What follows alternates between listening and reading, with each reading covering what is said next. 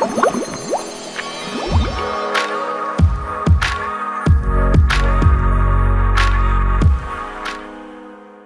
morning, everybody. Will just quickly introduce myself. I'm Carl Pennings, regional support consultant at innovaphone for some regions like the Benelux, Nordics, and Eastern Europe countries. I'm presenting a part of the presentation, the technical presentation today, together with Andrea Nicolis. He's regional support consultant for the Italian region. And also Nico Alexander, he's an apprentice in our company, and he's also doing a part of the presentation today. So we're starting with some new topics in the version 13r3 that we released lately.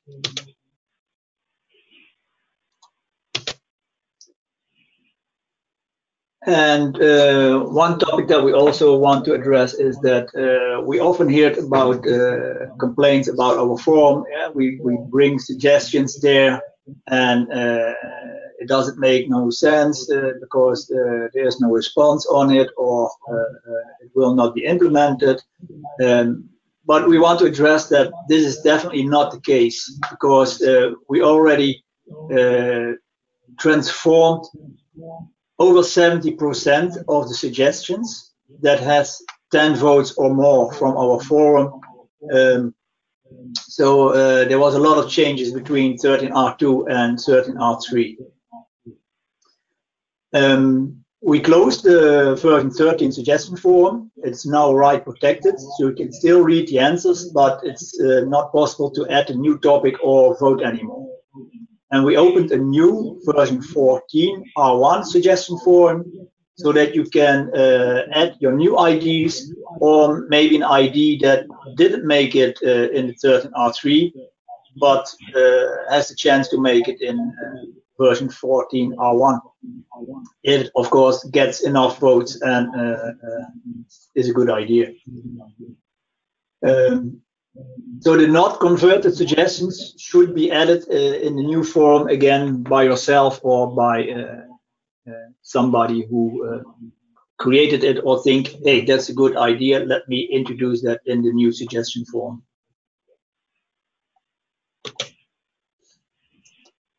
So innovaphone conference and myApps meetings is one of the new topics in 13r3. Yeah, you see on the left part, you see the big screen. This is when you have a one-to-one view, and this one-to-one view uses 1 megabit of bandwidth. And you see on the right side then the smaller screens that are up to 20 views in the small part, and they use 100 kilobit. And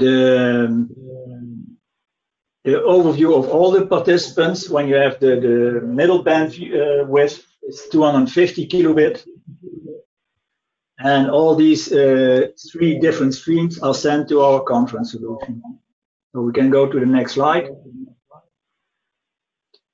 And all these video streams will be sent to the central conference, and after request from the participants, the central conference will send these video streams on this request to all the other participants. So next slide. The upstream on client side, the client can send 3 upstreams. So depending on the requested video stream for all other endpoints. And when we add this bandwidth together, you have this bandwidth of 1350 kilobit, which contains from the big size 1000, the middle size 250 kilobit, and the small size 100 kilobit. The downstream to the client depends on how many viewers that are, or how many participants are in the conference. So when you have a conference with 20 users or more, you will see in the middle screen 20 participants, because it's that you never see more than 20. And if you scroll to the next participants, you will see the other 20 ones. So the maximum bandwidth downstream will be, in this case, 5 megabit, because it's 20 times the 250 kilobit. And when you have one participant in focus, then you will have a bandwidth up to 3 megabit, because you have one screen of 1000 kilobit and up to 20 of 100 kilobit. Next slide.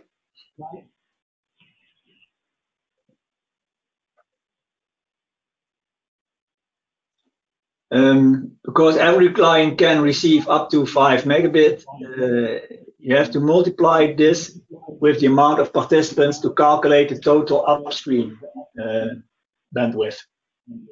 So with 20 participants, the maximum upstream of your conference will be around 100 megabit, because it's 5 megabit times 20.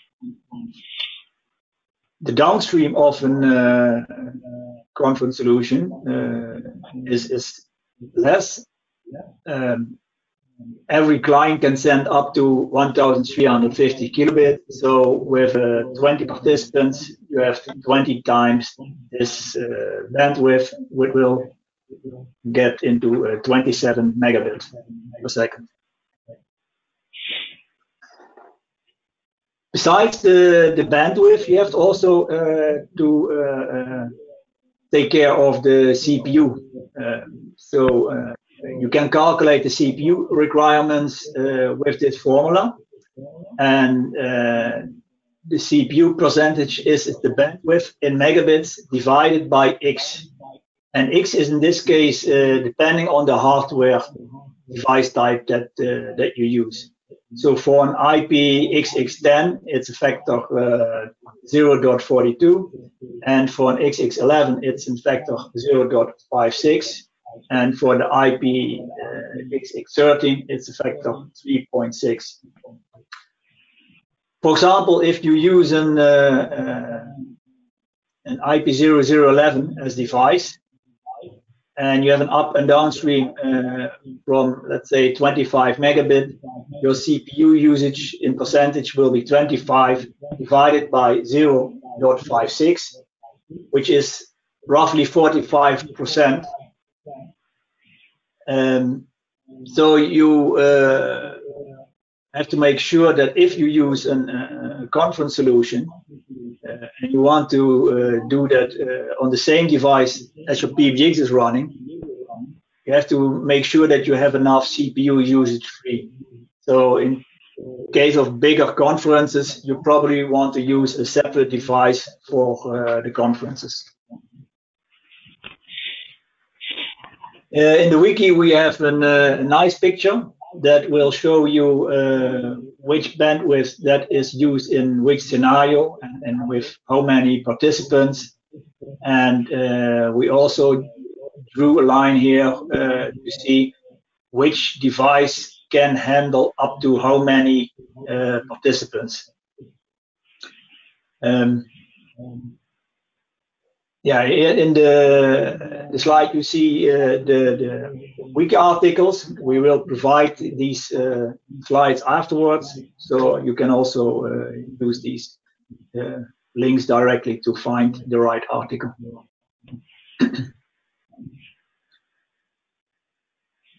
Yeah, when then conference is used in innovaphone, you have to configure, of course, which conference license that you want to use. If you want to use the PBX channels, or you want to use the DSP channels on the gateway itself. And this is something that you can configure via the PBX manager, via the plugin for the conferences. And depending on what you select there, you will use either PBX channels. These must be available in the PBX, of course, or you will use the DSP channel licenses, which should be available on your gateway. Carl, sorry to interrupt you again, but we are having a lot of requests that you are having an echo. Okay.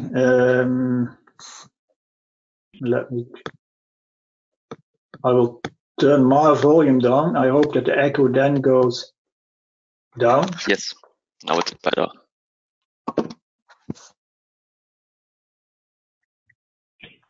Okay, let's proceed.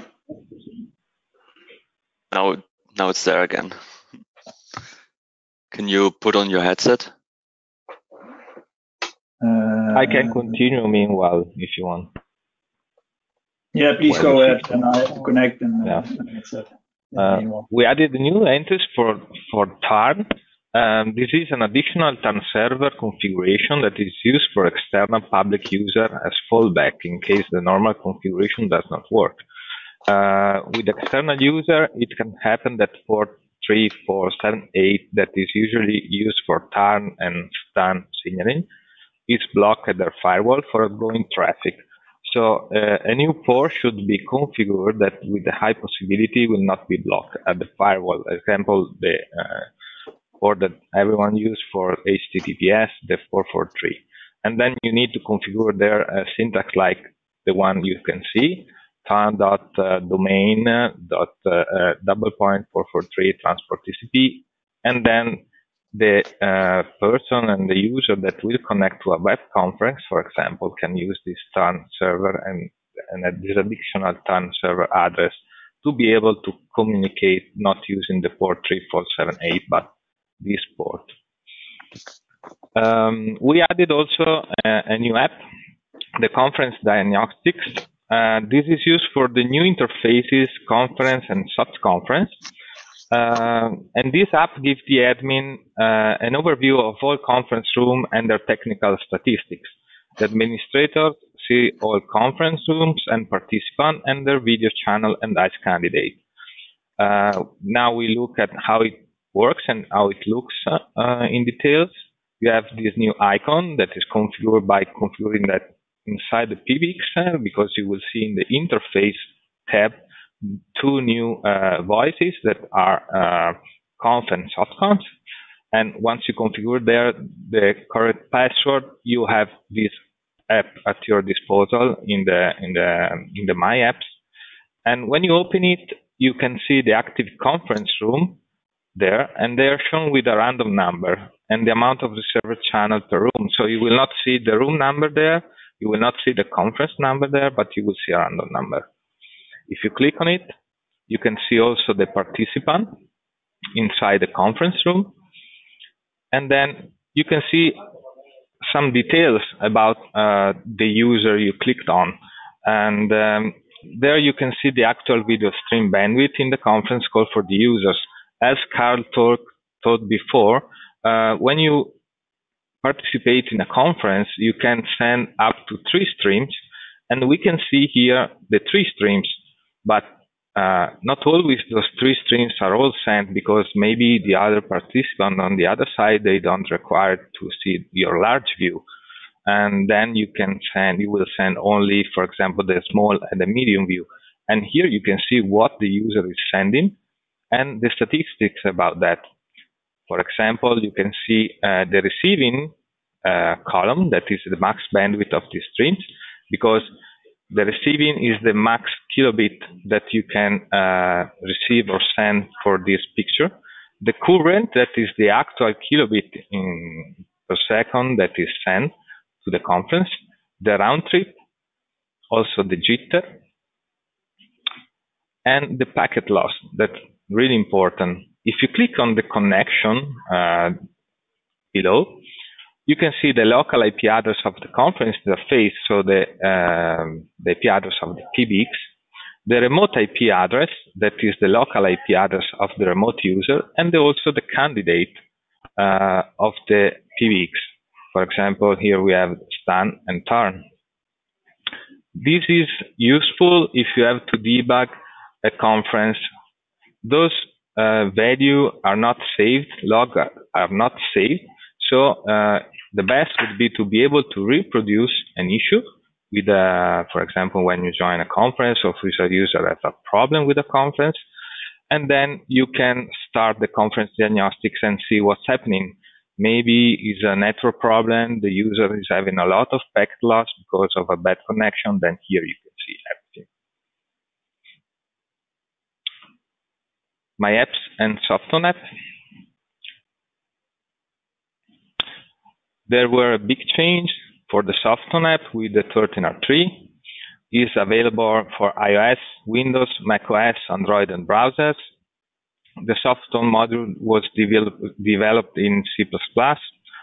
It includes all the functions of telephony, plus UC, video, application sharing, and third-person video conferences, automatic detection of audio and video devices. So as you start up the Softphone and will scan your PC or your device for the available video on the device, and it will do, basically you can select them from a menu. Audio remains even when closing the app. There is, has been improved the signaling, it is faster, and also the push is faster than before. Multi-video, new GUI, same as in conferences. So you have the same layout, the same option. You can do a third-party conference, and you have and it looks like you are in a real conference, and you have all the options like the chat and so on. Redundancy. Even if PBX fails, you can continue to make calls via standby, and this will be shown later. This is something that was missing, and now we have it. And RCC app that can control Softphone app in remote virtual environment, and also you can control a smartphone, for example, via the RCC app. We added also via, if you click on the top right of the Softphone in the burger menu, we added new option that was requested because was a bit tedious to go through the profile app, for example, to configure call diversion, configure your groups. If you were dynamic in or dynamic out in a group, you can flag it or unflag it to join and unjoin a group. Now you can reach them directly via the Softphone app and via this hamburger menu. We added the hide on number. We can deactivate the call waiting. Shortcut, as I said, to call diversion and groups. Active diversion visible in phone and Softphone app. So as you open the Softphone, you have different menu, and also you have the diversion menu, and you can change your diversion there and see if the calls to your extension are diverted and to which number. Redundancy, if PBX fails, calls go via a standby. Search for and call directly to a conference room. So you can search directly on the Softphone and join them. And also a big addiction is the recording in Softphone in myApps launcher. This works only if you have the client installed. So on the smartphone or the PC, doesn't work with the browser version of the Softphone. About the recording for the Softphone app, the pre-configuration for the client settings is possible via the PBX. So in PBX config myApps, the administrator can configure the URL that where the RTP will be saved for a call, and this will be shown in the Softphone through the hamburger menu, and so the user, you don't have to manually configure every Softphone with the URL, but this will be automatically taken from the PBX. You can configure the recording if it will be by default on or off. You can choose to record external calls only and allow users in call recording control. All these settings can be forced by the administrator, so you can choose what the users in the company can do or cannot do, or can be left like it is, and the user can decide when start and stop recording on his own. Another very nice feature is the pin apps. By clicking on the pin symbol in the header on the top right of an app, myApps starts the pinned apps automatically. They run always and cannot be closed. these settings will be saved local per client. So every client, every device you're using can have different PIN apps. This way you can pin different apps on different devices like computer or smartphone. This is very useful because if you're used to use on myApps always the same apps, for example, or more often some apps, you can pin them. So when you start myApps, they are automatically started. You will see them on the bottom left of myApps near the home screen icon, and those cannot be closed, so they will always be there and open. The difference between these and the app focus, that is another nice feature that has been added with this new version. You can basically select an app that will be started automatically and will be shown on focus. The app focus will be saved local per client, like the PIN apps.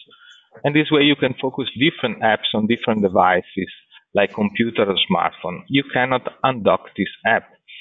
And this is very nice for smartphone users, because usually when you start myApps, the home screen is shown. So you have all the apps you can use,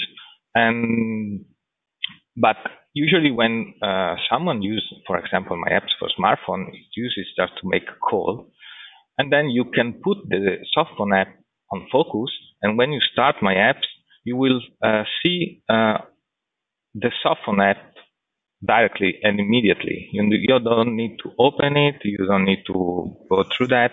You start myApps and the Softphone app will be there.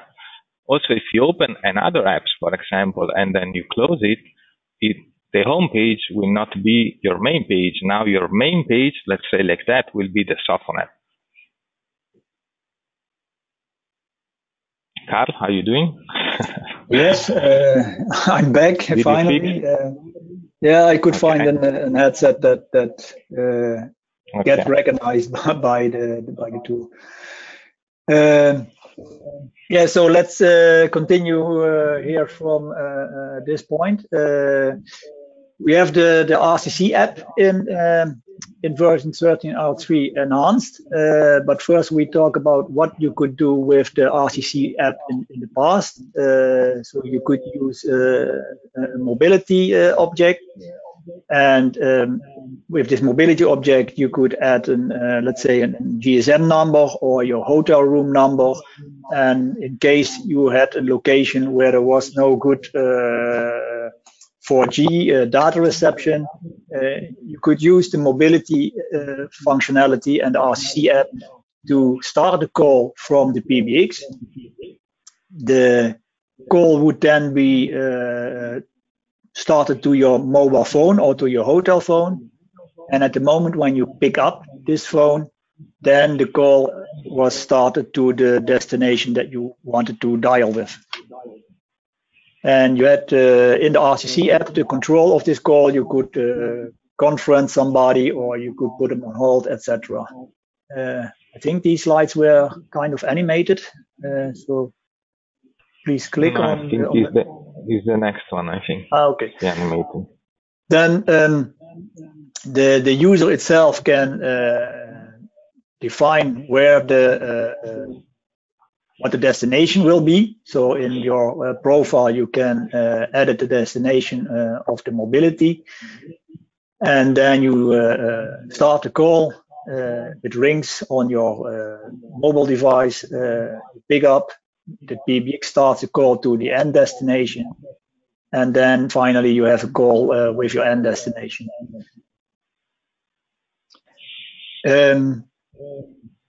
With the 13r3 version, we added also the RCC app control over a Softphone app. And you might think, why is that necessary? Because you can control the Softphone app anyway, directly. But there are some circumstances where it's quite useful. Let's say in Citrix or thermal server environments, where you cannot have the audio in the Citrix environment itself or in terminal server environment, because that would create such a CPU load, and there are always problems with that. So in this case, you can run your RCC app on the terminal server and use a local installed Softphone. So you have myApps on your local thin client running, and you can control this Softphone app on this local client. To be able to do that, could you go one slide back, please? To be able to do that, you need to configure a hardware ID that has exactly the same hardware ID as your Softphone, but you have to add RCC minus in front. Then give it a useful name so that you recognize it by the name, and you use, of course, the app RCC to control it. So, next slide. So when you're using then the RCC app in your terminal environment, you will control the Softphone on your local client. Everything that you do on your terminal environment is as you're used to. You can do all the other stuff there, but your call will go via the local client.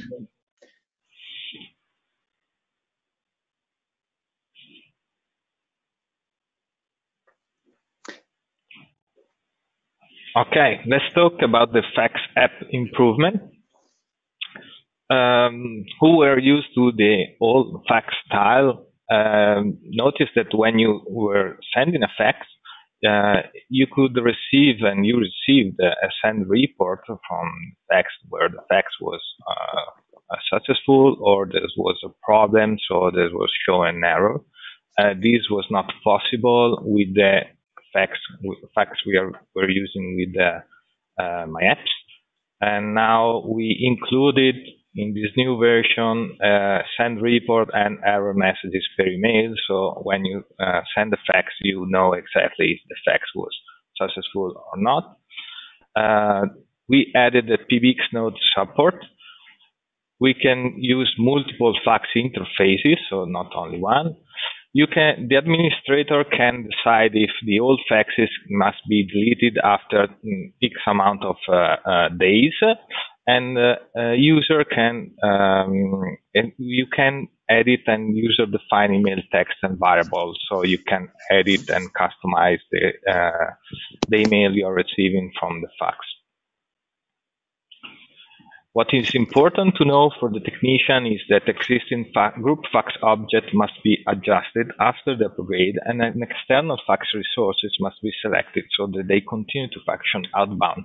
This is because now, as we said before, we support multiple fax interface, and now you have to go to the PBX manager, open the fax app, the group fax, and then add an external fax resources to be able to be sent fax again. Another really important change and improvement has been done in the contact app, and those are requests that I think were asked for quite a bit. And now with the version 13.3, it's now possible to add, edit, and delete contacts. It is also possible to create and maintain personal address books and share them with other users or entire user of groups.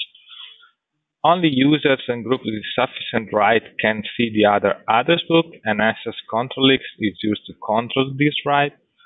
The group corresponds to the PBX groups. Here the user must be active in the group.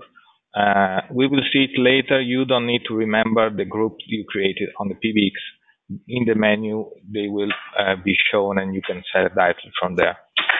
By default, only the user who created an address book can see the content of it, and they can obviously share to other people. DECT gateways do not support the mechanism required to query into directories with restricted access rules. So the DECT mobile phones cannot search into such directories. This is the only limitation we have right now. The 13r3 service contact app changed the underlying database schema. Does not work with the 13r1 PBX, but we always suggest to match for example, the PBX version with the app platform and apps version, but we wanted just to specify that. The 13r3 contact app works with 13r2 with the limitation that the reverse lookup for private address book does not work. So that's another reason why you have always to have everything updated. To get full functionality, you must also update the app platform and PBX to 13r3. After upgrading an existing contact app, the item admin must be activated in the Contacts app to get a selection menu when sharing an address book. Obviously, this is just for upgrading. If you have a brand new installed 13r3, is everything there in place, so you don't need to do that. But in case you need to remember to enable the admin flag or just go to the PBX manager, open the contact plugin, contact API object, press OK, and I think it will be added automatically. How you can create a personal address book. In the Contact tab, click on the burger menu on the top right and then on Directories. Then you have a plus symbol, select a suitable name and confirm your name with Save. And then you will have your new address book where you can add the contact you want, and will be your private, so you will only see that.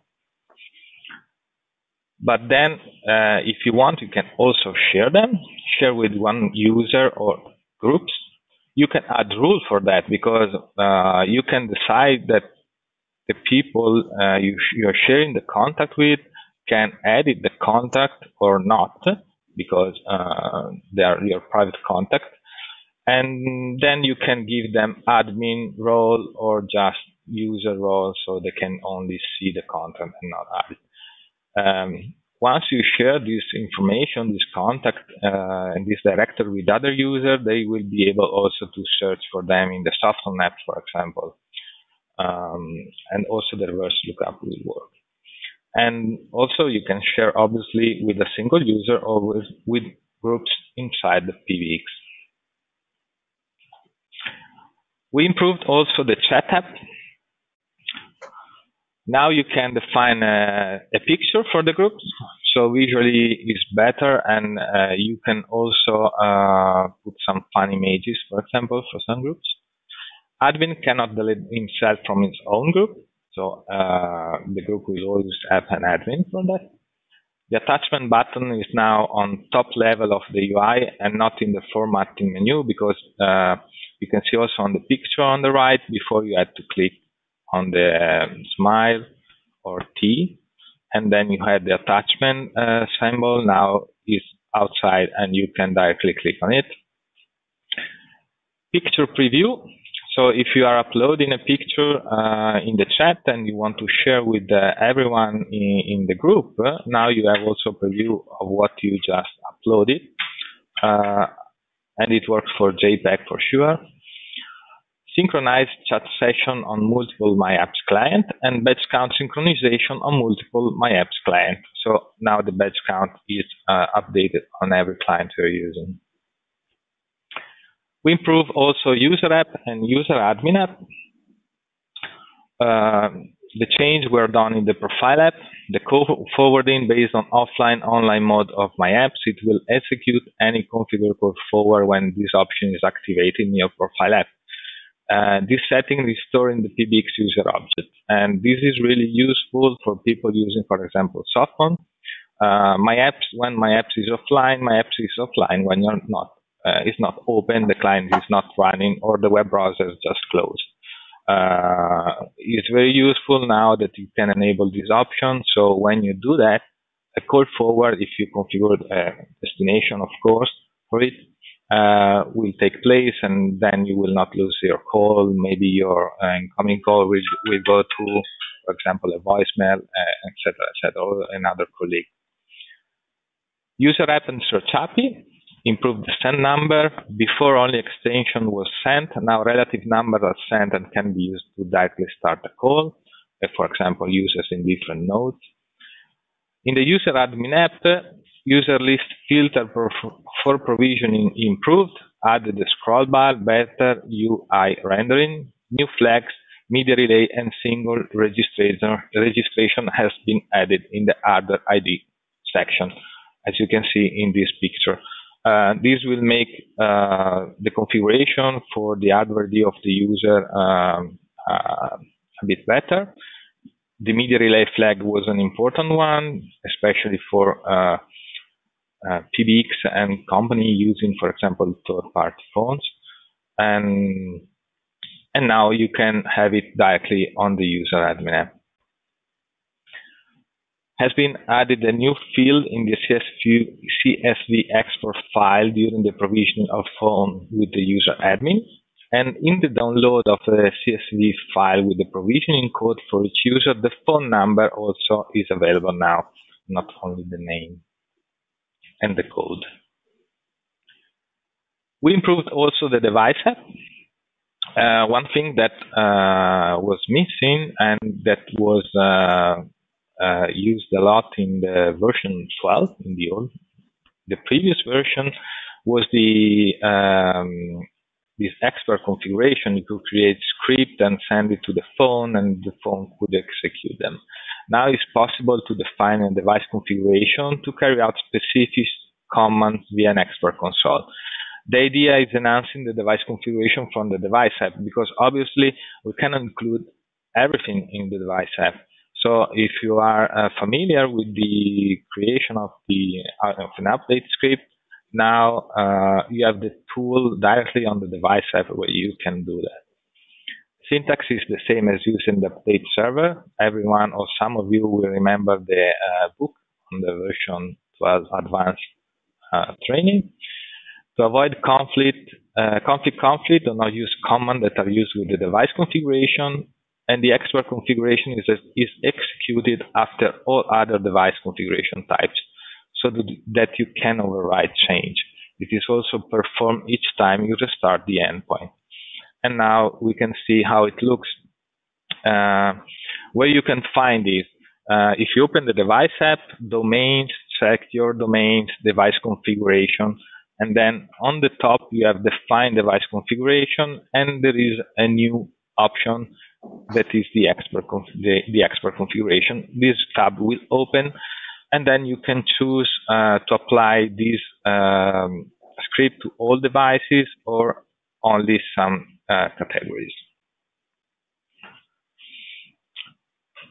Also, now it's possible to update the infrastructure without updating the myApps client. This was a feature requested by some customers, some partners, that didn't want to automatically update myApps once the PBX was updated, because once you update the firmware of the PBX, in PBX config myApps, the build number change, and then the PBX signal to the client, hey, there's been an update on the firmware, please update myApps because there is an update ready. Some people didn't want that because maybe they wanted to plan them in a different hours. To avoid this, now you can flag do not update myApps launcher software, and this will not be prompted to the client. Other improvement has been done in the recording app. The recording app now has an integration with the reporting app, so that the call information on the recording originates from the reporting app. Before you had to configure on CDR, because usually CDR 0 was the one used for the reporting, usually, if you had the reporting. And CDR 1 was reserved for the recording CDR. So you had to specifically configure there that the PBX and the CDR to the reporting instance, the recording instance, sorry. Now everything is integrated, and the recording will retrieve automatically the report from the reporting app. You can configure this on the PBX manager, recording plugin, how you call it, and then opening the recording user object, then you can see there reporting, where you can configure the reporting instance to use. Display of the call flow in the recording UI, and the download of a record as a zip. Because now when you record an audio file, you don't download only the audio, but you download also a PDF with a call flow, so you have an idea what's inside this file, and what this audio is about. Config option on the app object, whether the deletion should be permanent or moved to the recycle bin, means recoverable. So now once you delete the recording file, a recorded call, now you can decide if this will be permanently deleted or you can recover it. And has been added the URL recording in the Softphone as we saw before. Control of recording in the Softphone and not only on the fixed phone. If a phone has a recording function key configured, the IP phone call screen will display in the call control section a red recording symbol instead of a park symbol.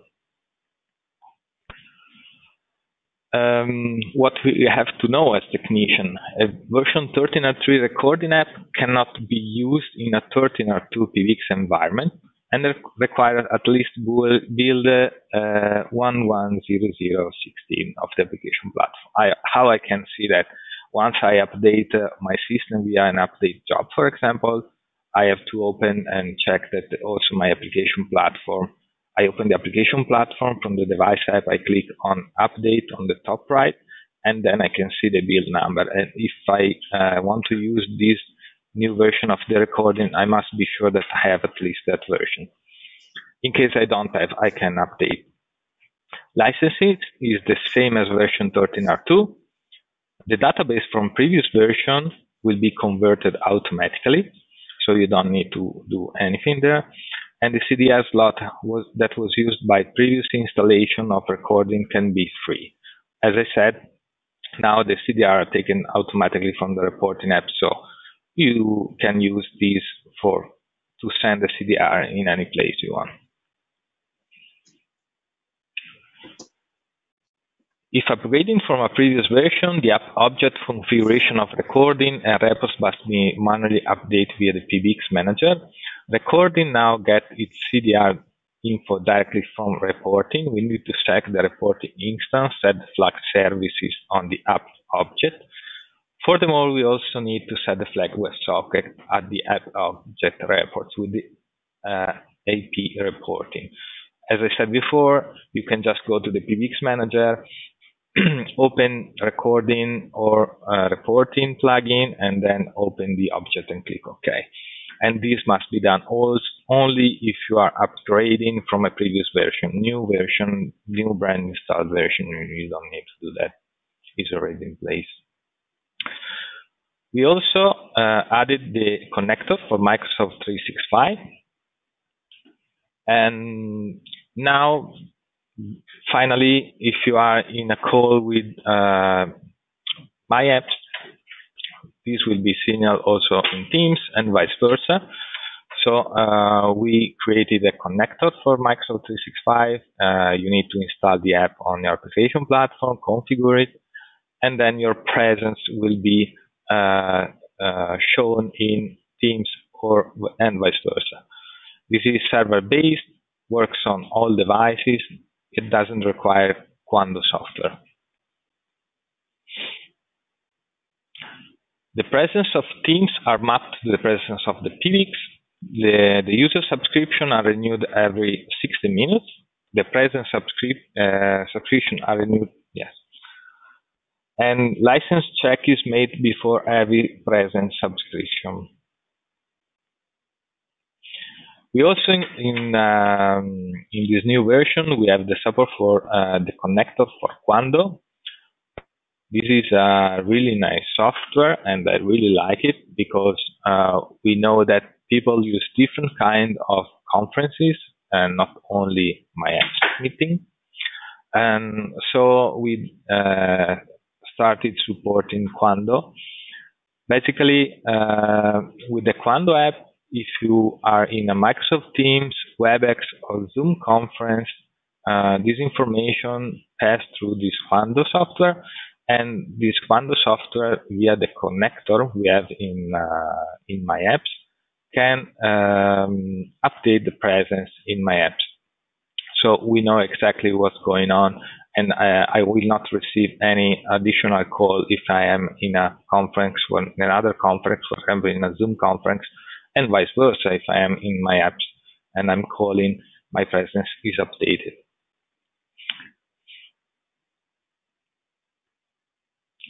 The difference between these two connectors is that the connector for Microsoft is server-side, independent of the device and myApps running, while Quando is client-side because I need to install a software on my PC, and this started only when the client is started.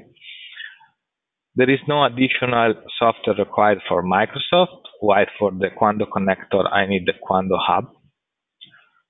The connector for Microsoft works only with Microsoft Teams, while the connector for Quando can be integrated with different other conferencing systems.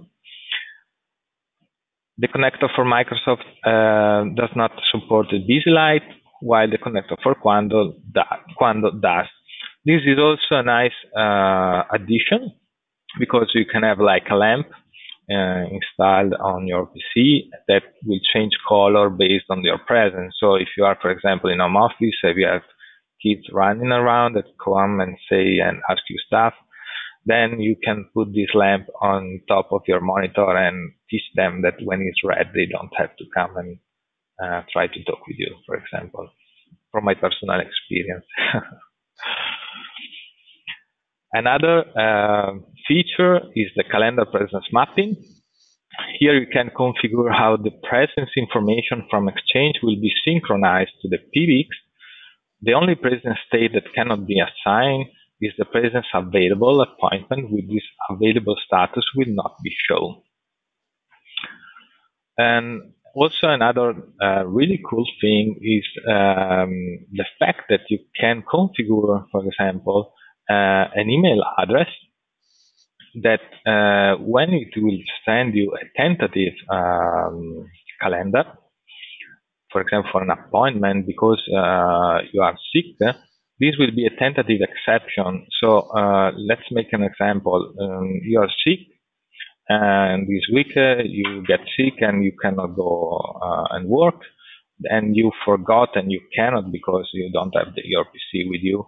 Set your presence, for example, to sick or away, or then if you receive an email from, example, the tentative exception organizer, in this case, a sick call at innovaphone.com, we did this email address just for example, your presence will be overwritten in some way, and then everyone in the company, even if you don't set yourself sick, will see you as sick because this email address sent you an invitation.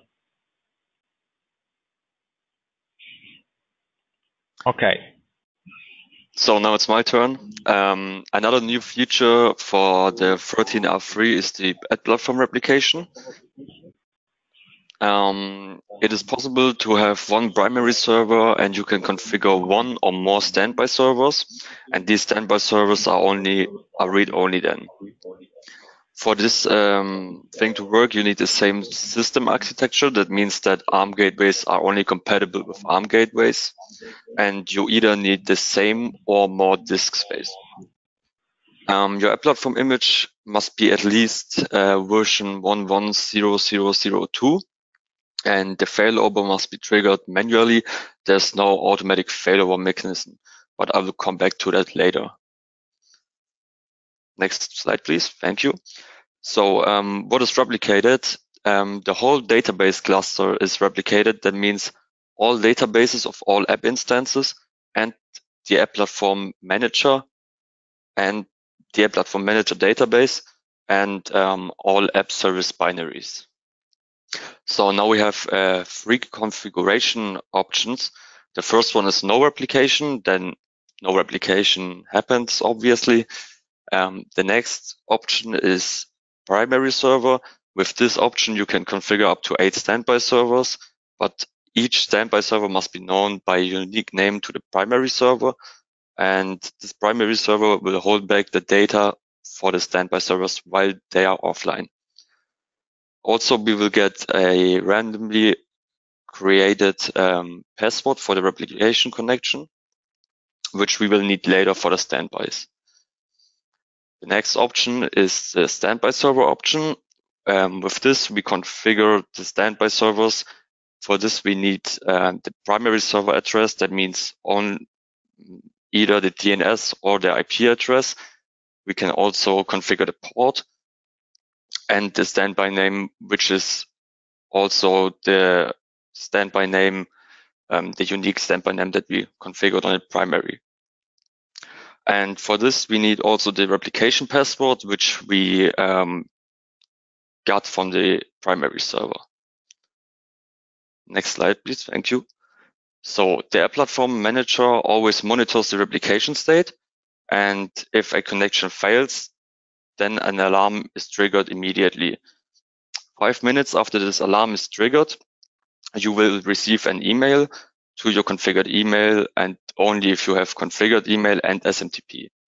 Also, it is important to restore the app platform as soon as possible, because as I said, the primary server always keeps your data, and this will only create a lot of disk space. Okay, let's get to the failover. The failover has to be manual, like I said. There's no automatic failover mechanism because PostgreSQL cannot connect to primary databases. The administrator has to decide if the primary is really broken, and if yes, then the standby replication setting must be set to primary or deactivated. All app services will be automatically restored and restarted. Also, you have to adjust your configuration. That means your IP address for your app platform DNS or the IP address in your app paths. So the next thing is myApps and Softphone redundancy. Okay, perfect. With every successful registration on the myApps client, the myApps client automatically receives the primary and the secondary or standby PBX. So the configured PBX in the myApps client will always be used as the primary. So that means the one that you use for your server address. For the secondary, for the standby PBX, there are more options. There are different options. Let's say we have a master PBX with a standby PBX. That means that the standby PBX will be used as a secondary PBX, but only if the client is not redirected. In case the registration is done via redirect, so let's say we are as server address, we use the master PBX, and the user is registered at the slave PBX. Then we are redirected from the master to the slave. In this case, the slave PBX will use a secondary PBX. Okay, thank you. So I have two scenarios here. The first scenario is we have a master PBX and a standby PBX. The server address pbx.twl.lcl, this is the master, has no redirect, so we are directly connected to the master. Now we get an output from the console as soon as we log into the myApps client. And here we can see where we are currently, which is our primary and which is our secondary. Also, we will get the information if we are redirected or not. Next slide, please. Thank you. The next scenario is that we have a master PBX and the slave PBX. In this case, we are also using the master PBX as server address, but now the user is registered on the slave. That means we are redirected. And as you can see, the output from the console shows us that we are currently at the slave PBX. Our primary is the master PBX because this is our server address that we configured. And our secondary PBX will be the slave PBX in this case. And here we are also get a redirected condition, which is true.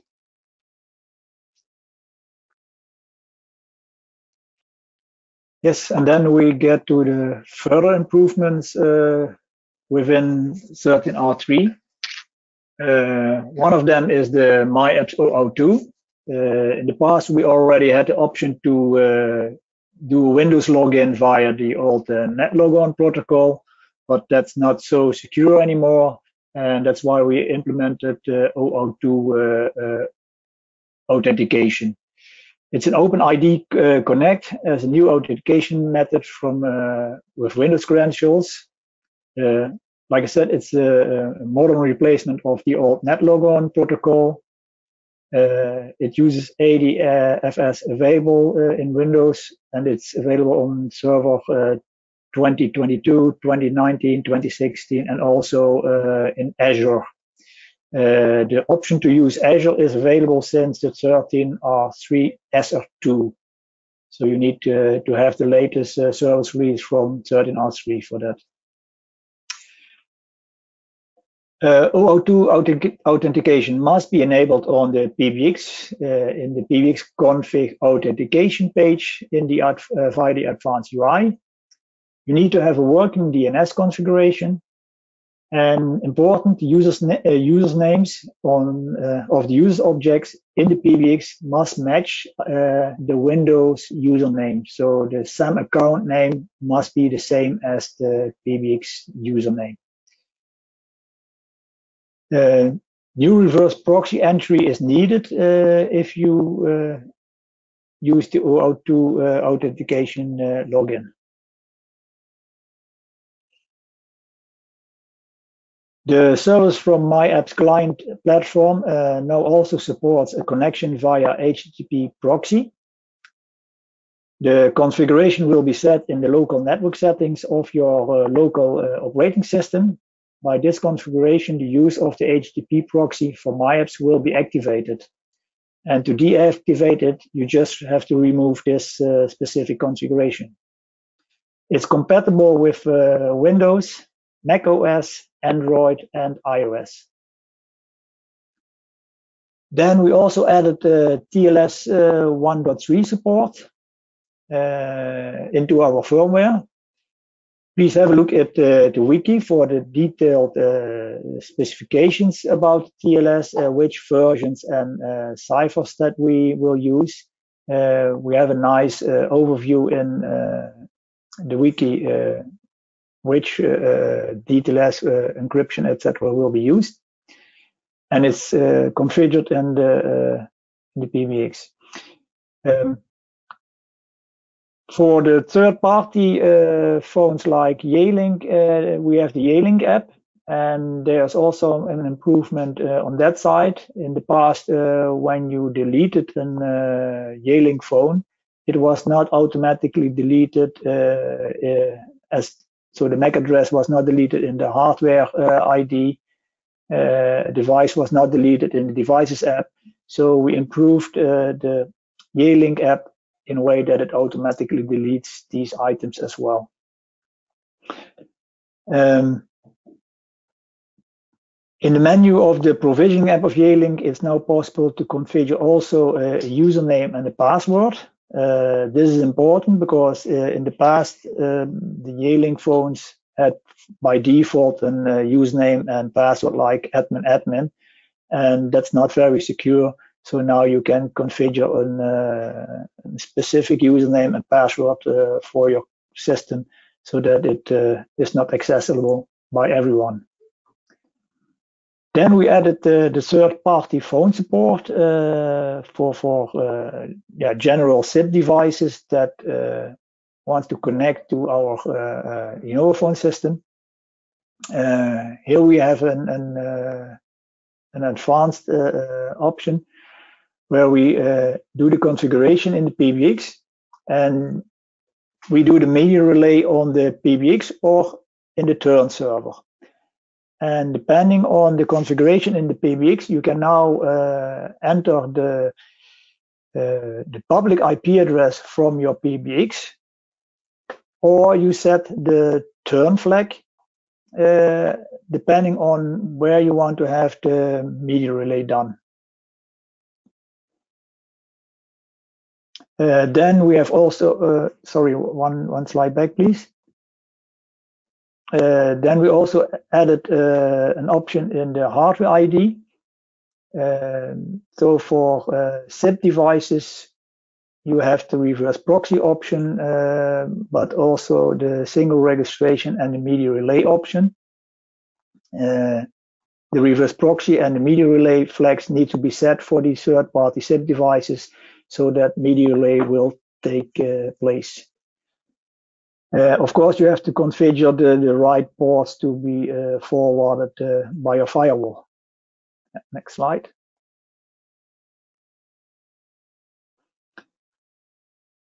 Then third-party apps. There are a lot of third-party apps already in our App Store.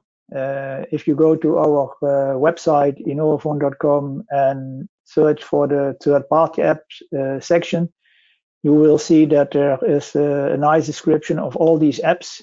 I really advise to have a look at it because there are really some cool apps already there. Some are licensed, some are also license-free. You can try them. Even if you need or want to try a license app, you can contact the manufacturer and ask them for a test license to try it, because they want, of course, that you can get used to with the app and that you can sell them to your customers.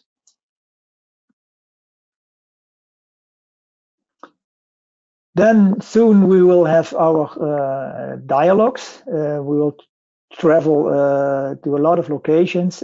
Some of the dialogues will be in Germany. For example, the international dialogue will be on 19 April in Sindelfingen. We invite you all to come to Sindelfingen, and some dialogues will be in the foreign countries.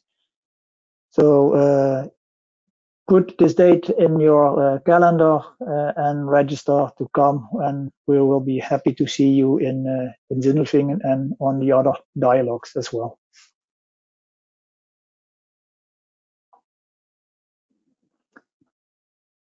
So this was it from our side. I personally apologize for the problems we had in the beginning with the slides and the audio. I hope to improve that for next webinar. If there are any questions, please send them in the chat so that we can still answer them. And I would say from my side, thank you for participating and have a nice day. Thank you. Have a nice day. Have a nice day, and thank you for being here.